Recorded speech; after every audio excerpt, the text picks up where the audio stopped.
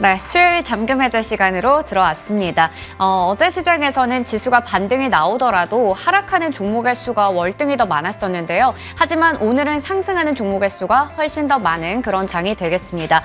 우선 코스피 지수 얼마나 오르고 있는지 확인해 볼 텐데요. 0.32%가량 올라가면서 2,480선에서 움직이고 있습니다. 오늘 시장에서는 확실하게 코스닥 지수가 강합니다. 1% 이상 올라가면서 826선에서 움직이고 있는데요. 시장에서 어떤 종목에 대해서 주목해 봐야 할지 투자에 대한 전략까지 세워보도록 하겠습니다. 오늘 이 시간을 레몬리서치 김민수 대표님과 함께합니다. 대표님 어서 오세요. 안녕하십니까.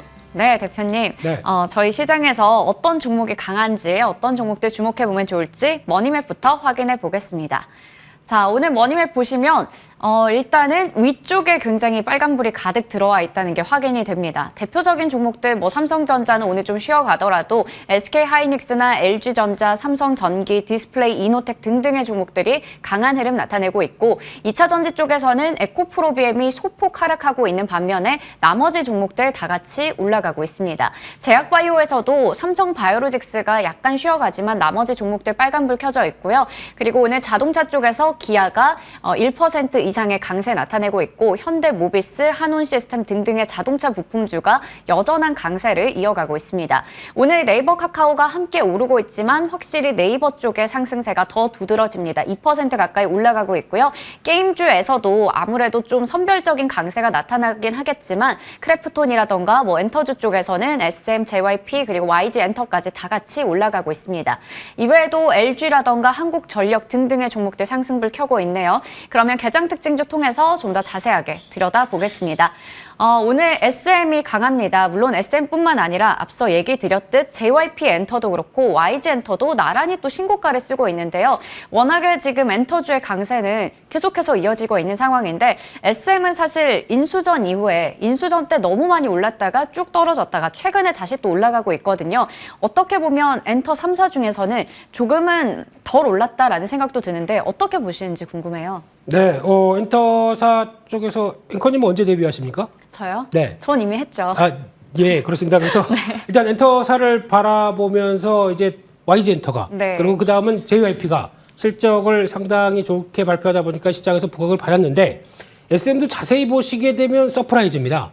네. 근데 시장에서는 약간 좀 나오는 숫자만 바라보고 있는데 특히 들어갔던 뭐 법률 관련된 비용들 들어간 것과 그리고 또 이제 1분기 이후부터 2분기까지 잡힐 수 있는 또 대표적인 기존에 뭐 라이트 기획 들어갔던지 비용들이 이제 걷어내지기 시작하면서 나오는 흐름만 보게 되면 SM도 아마 괜찮다고 봐야 될 것 같고요. 거기다가 하반기까지 봤었을 때 가장 성장의 모멘텀이 어디에 있겠느냐라고 하게 되면 물론 이제 지금 잘하고 있는 아이들도 있겠는데 SM은 SM 3.0에서 밝혔듯이 네. 멀티 레이블을 통해서 3분기에 신인 보이그룹 그리고 또 4분기에 신인 걸그룹이 대기를 하고 있습니다. 네. 그렇게 되면은 아마 SM도 좀 속도를 좀 내겠죠. 앞으로 올해 한 뭐 4개에서 5개 신인 그룹들 내기 시작하면서 변화를 가져가겠다라고 하게 되면 이쪽에서 또 이제 다른 JYP나 하이브처럼의 변화가 나왔을 때는 좀 더 기대감이 높아질 수 있겠다라고 바라보고 있는데 근데 지금은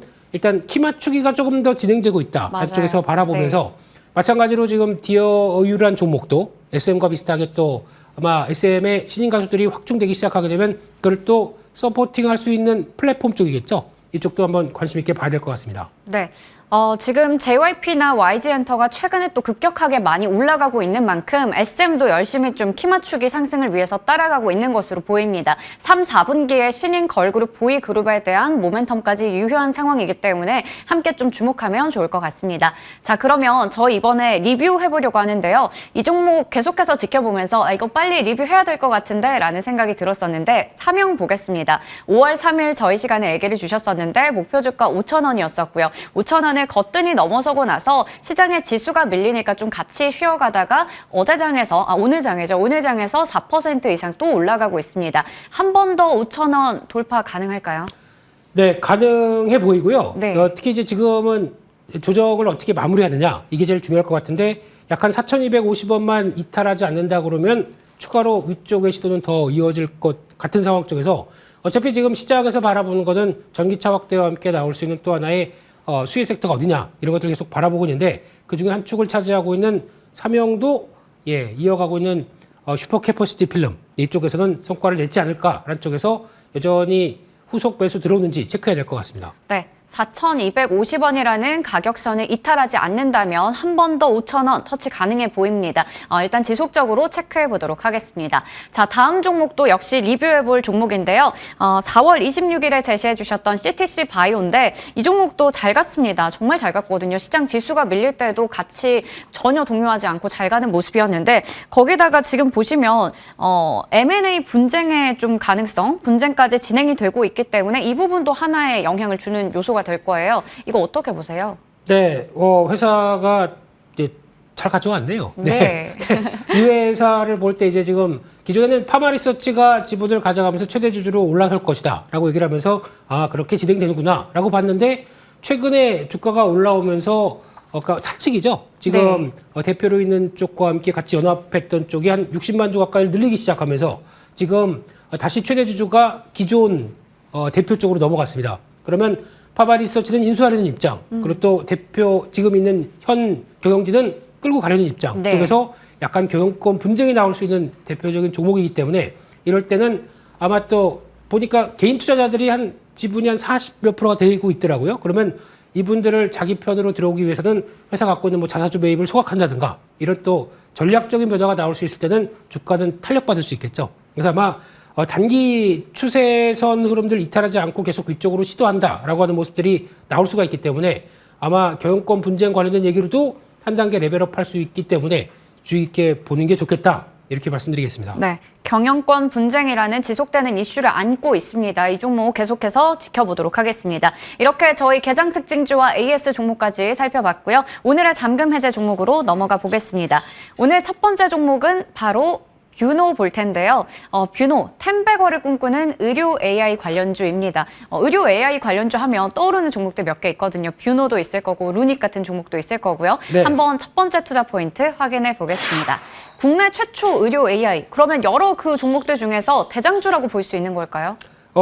같은 빅 AI 의료기기 업체라고 봐야 될 것 같습니다. 네. 그중에서 JLK라고 있는데 둘 중에 뭘 할까 하다가 JLK가 조금 시총이 낮은 것 같아서 봤더니 JLK는 지금 한 18% 올라가고 있고요.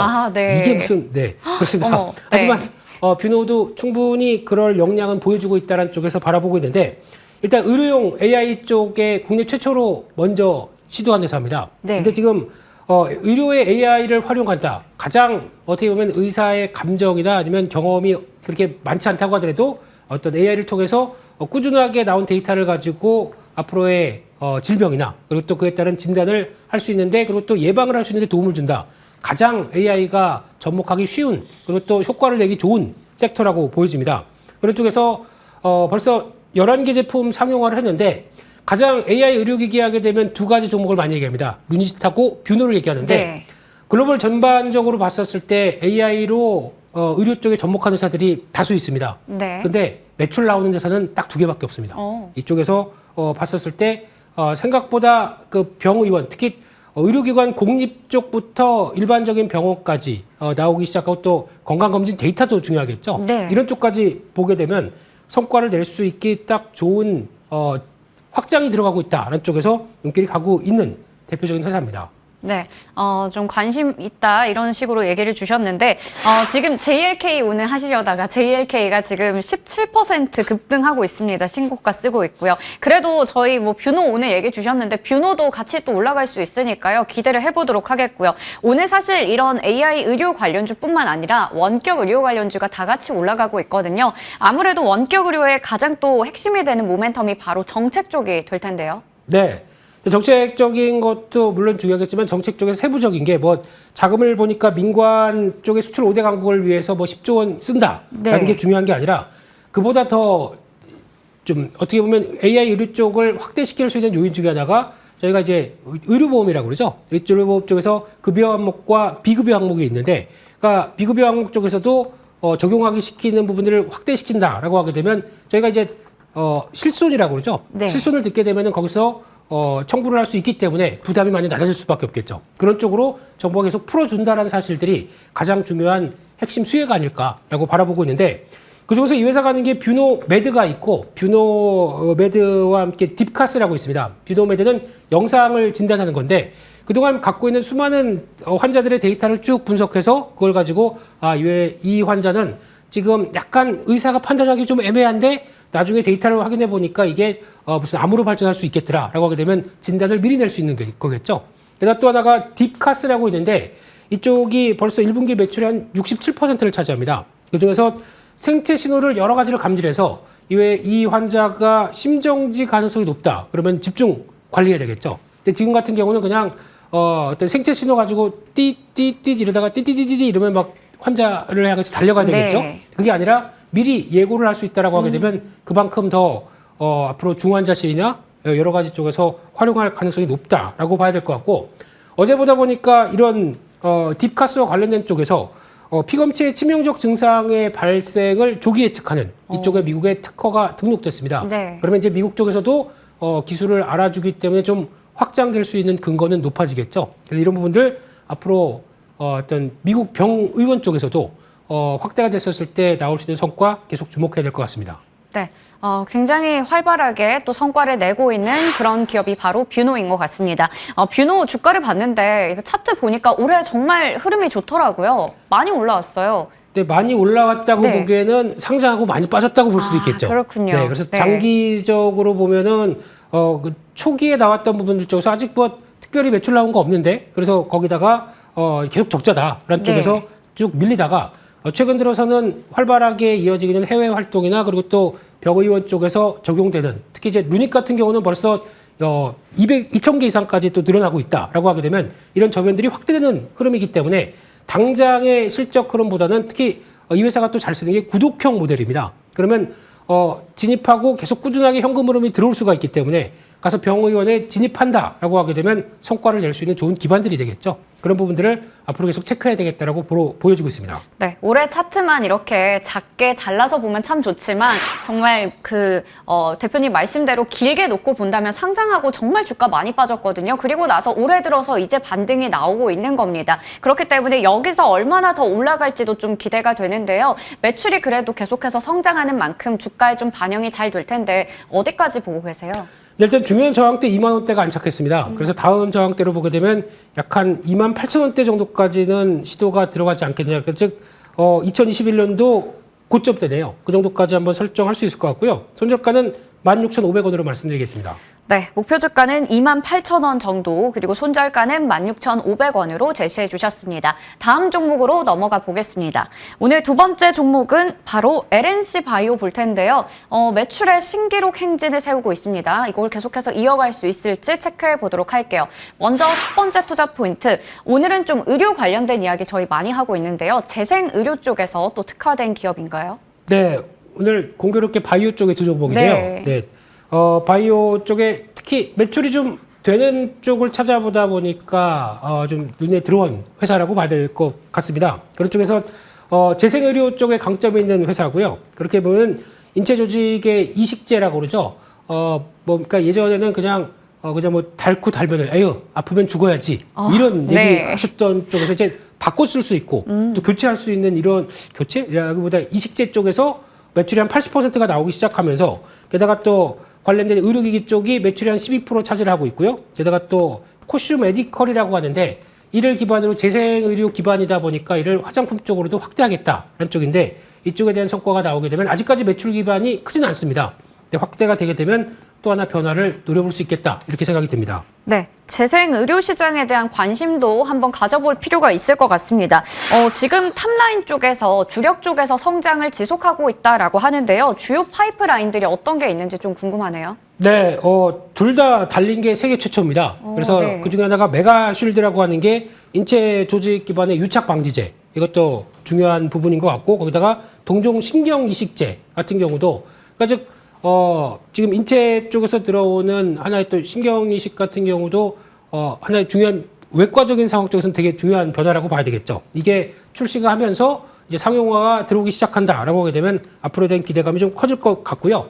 게다가 앞서 말씀드린 대로 글로벌 의학 연구센터라고 하는 R&D 센터를 설립했는데 이쪽에서 이제 한 단계 레벨업 시키겠다라고 하는 그동안 꾸준하게 업력을 이어가다 보니까 피부 재생과 관련된 쪽에 충분한 업력이 있기 때문에 이를 활용해서 화장품 임상시험이나 신물질까지 개발하겠다. 그러면 최근에 나오고 있는 국내 화장품 회사들의 레벨업을 또 하나 보완할 수가 있겠죠. 이런 쪽에서도 한번 기대감이 높다고 봐야 될 것 같고요.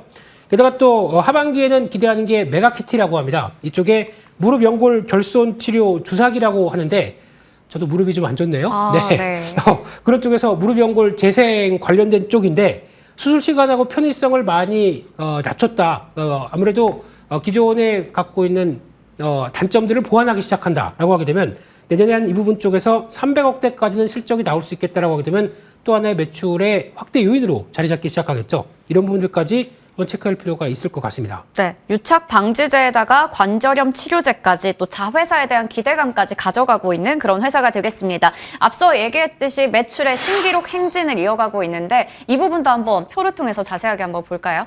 네, 지금 주가로 봤었을 때 일단 뭐 매출액이 몇 천억대 나오는 회사는 네. 아닙니다. 그럼에도 불구하고 꾸준하게 2020년부터 연간 실적 기준으로 보게 되면은 확대가 들어가기 시작하면서 내년쯤 가게 되면은 천억대가 매출이 나올 걸로 전망을 하는데 네. 그런 빠른 안착의 변화가 나오는 게 이번에 1분기 실적에서도 매출 자체가 한 30% 이상 뛰기 시작했고 거기다 그러다 보니까 이제 이익이 잡히기 시작한다라는 쪽으로 봤을 때 바이오 회사의 가장 큰 특징은 매출 자체가 늘어나기 시작하면서 그동안에 갖고 있던 고정비나 R&D를 정리를 하기 시작하고 그다음에 움직이는 흐름이라고 보았었을 때 조금 더 수익성이 좋아지기 시작하겠죠. 이런 변화를 봤었을 때 앞으로에 대한 우상향 패턴들을 계속 이어갈 것이다라고 무게를 두고 싶습니다. 네, 좋습니다.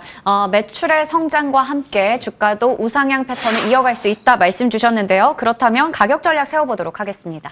네, 일단 지금 최근 들어서 한 29,000원대 초반대에서 31,000원대 사이에서 왔다 갔다 하던 상황들이 약간 저점을 높이면서 박스권을 돌파 시도가 이어간다는 점 눈길이 가고 있는 가운데 아마 지난 고점대 부분까지 살펴보게 되면 약 한 37,000원대 정도까지는 시도가 들어올 걸로 보여지고 있고요. 순효가는 28,500원으로 말씀드리겠습니다. 네, 좋습니다. 가격 전략 세워봤는데요. 목표 주가는 37,000원, 손절가 28,500원 이렇게 기억해 보도록 하겠습니다. 이렇게 오늘도 두 종목에 대해서 전략 한번 세워봤습니다. 지금까지 레몬리서치 김민수 대표님과 함께했네요. 대표님 고맙습니다. 감사합니다.